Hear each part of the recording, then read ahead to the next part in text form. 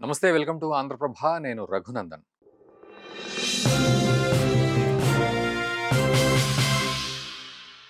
మొత్తానికి ట్రంప్‌ను ఇటు పాకిస్తాన్ పీఎం షాబాజ్ షరీఫ్, మార్షల్ అసిమ్ మునీర్ ఇద్దరు గూడా కలిసారండి. నిజానికి ట్రంప్‌ను ఏమనాలో అర్థం గాని పరిస్థితి. ఏదైనా జేస్తాడు. ఒక బిజినెస్ మ్యాన్‌గా ఎథిక్స్ గూడా ఉండాలి యాక్చువల్లీ. బట్ అది లేదు. అండ్ ఒక దేశానికి అధ్యక్షుడిగా ఉండి ఒక స్ట్రాటజీ లేదు. కేవలం వీడి మీద అక్కసు వాడితోటి వెళ్ళదీసే ప్రయత్నం.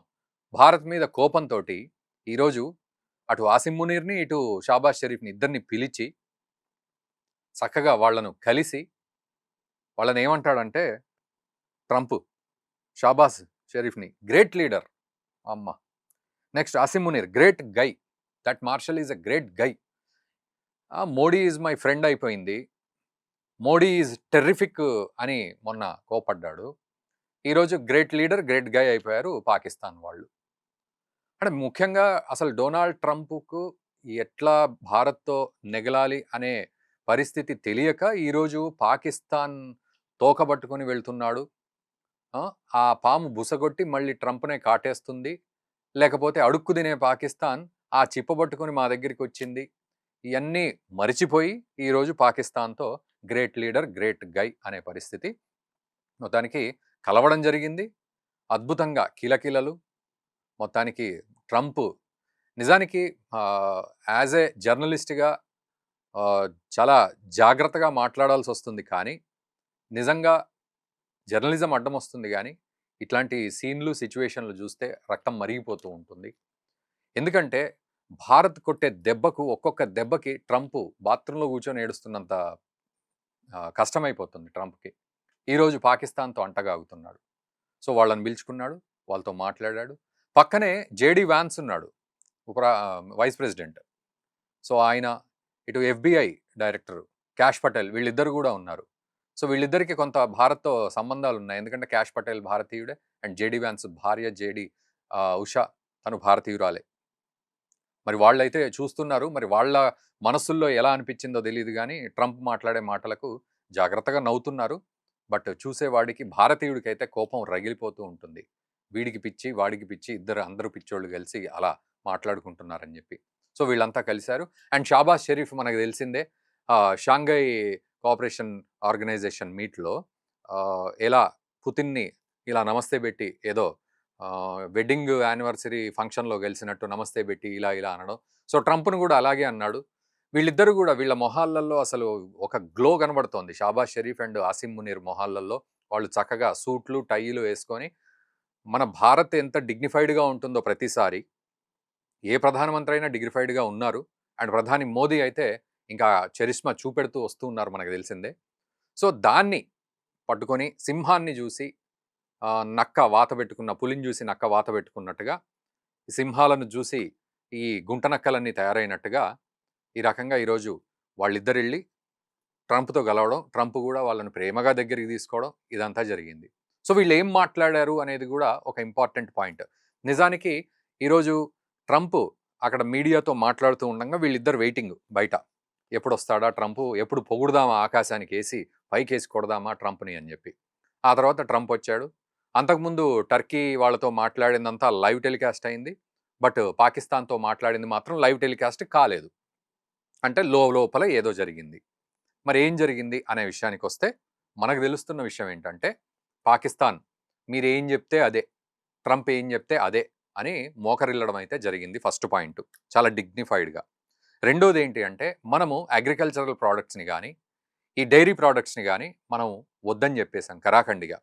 ఎందుకంటే, అక్కడ ఆవులు, పశువులు అంటే పాలిచ్చే ఆవులు అక్కడంతా గూడా మాంసం తింటాయి. ఆ పాలను ఇండియాకు పంపిస్తామంటున్నాడు ట్రంప్. వద్దని చెప్పేసాం ముందే. అగ్రికల్చరల్ ప్రొడక్ట్స్ గూడా వాటి డీఎన్ఏలు లేకపోతే వాటి మోడల్స్ మార్చిన పరిస్థితి ఉంటుంది. హైబ్రిడ్ బీటీలు అమెరికన్ టెక్నాలజీ వాడుతున్నారు. ఇవి మనకేమాత్రం పొసగవు. అవన్నీ మనకు అంటగట్టాలని చూస్తున్నారు. కానీ పాకిస్తాన్ మాత్రం వాటన్నిటికి ఒప్పుకున్న పరిస్థితి. మీరు ఏదన్నా చేయండి. మా అడుక్కు తినే పాకిస్తాన్‌లో మీరు ఏది ఉమ్మేసినా ఆ బొచ్చెలో మేము చక్కగా పరమాన్నం అనుకొని తింటాం అని వాళ్ళిద్దరూ దాసోహం అయ్యారు. ముఖ్యంగా అగ్రికల్చర్ విషయంలో, ఇండస్ట్రీల విషయంలో, టెక్నాలజీ విషయంలో అండ్ డిఫెన్స్ విషయంలో అండ్ దీనికి తోడు ఎనర్జీ విషయంలో కూడా వాళ్ళు మోకరిల్లినట్లు తెలుస్తోంది. అయ్యా బాంచన్ నువ్వేం చెప్తే గదే అన్నట్టుగా. ముఖ్యంగా డొనాల్డ్ ట్రంప్ కూడా ఒకానొక సందర్భంలో పాకిస్తాన్‌లో ఆయిల్ రిజర్వ్స్ ఉన్నాయి. వాటన్నింటిని గనక మేము తోడి తీస్తే అమెరికన్ కంపెనీలు ఏవైనా వచ్చి పాకిస్తాన్‌లో గనక ఆయిల్ రిజర్వ్‌లను గనక తోడి తీస్తే ఏమో రేపటి రోజున ఆ ఆయిల్‌ని పాకిస్తాన్ భారతదేశానికి అమ్ముతుందేమో అని పాపం తెగ ట్రై చేశాడు ఆ స్టేట్మెంట్ ఇచ్చి. సో, దాని మీద కూడా మాట్లాడడం జరిగింది. రండి మీరు పాకిస్తాన్‌కొచ్చి మా ఆయిల్‌ని మీరు దోచుకోండి అమెరికన్ కంపెనీలు. వీలైతే మేము ఇండియాకి అమ్ముతామని మాట్లాడుకోవడం జరిగింది అనేది అర్థమవుతోంది. ఇక ఇదంతా ఒక ఎత్తైతే డిఫెన్స్ విషయంలో కూడా తర్వాత ఈ ఎయిర్ క్రాఫ్ట్స్‌ల విషయంలో లేకపోతే ఇంకా ఇతరత్ర ఎక్విప్‌మెంట్స్ విషయంలో గూడా మాకు ఫుల్లు సహకారం కావాలి అని పాకిస్తాన్ అమెరికాను ప్రాధేయపడ్డట్టుగా మనకు అర్థమవుతోంది. ఎందుకంటే ఇక్కడ పాకిస్తాన్‌లో కొన్ని బేస్‌లలో మిలిటరీ బేస్‌లు ఏర్పాటు జేసుకోవడానికి కొన్ని ప్రాంతాల్లో అమెరికా ఒప్పందం చేసుకునే ప్రయత్నం చేస్తోంది. ఆఫ్ఘనిస్తాన్‌లో బగ్రామ్ అనే ప్రాంతంలో ఆ ప్రయత్నం చేస్తే ఆఫ్ఘనిస్తాన్ ఒప్పుకోలేదు. సో, ఆఫ్ఘనిస్తాన్ ఒప్పుకోలేదు గానీ, ఈరోజు పాకిస్తాన్ మాత్రం ఒప్పుకుంటుంది ఖచ్చితంగా.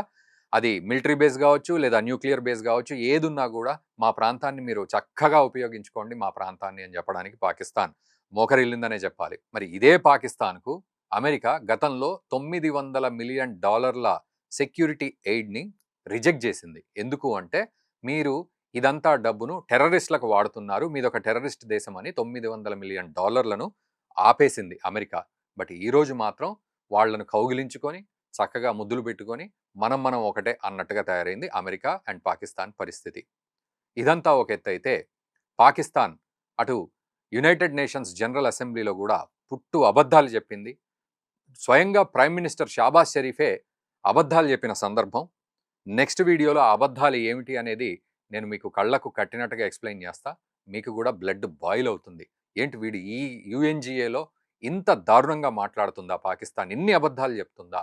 అని చెప్పి మనకు కోపం రాక మానదు నెక్స్ట్ వీడియోలో. అండ్ చాలా ఇంపార్టెంట్ విషయం ఏంటంటే, రాబోయే రోజుల్లో భారత్‌ను ఇంకా తొక్కిపెట్టే ప్రయత్నం చేస్తోంది అమెరికా.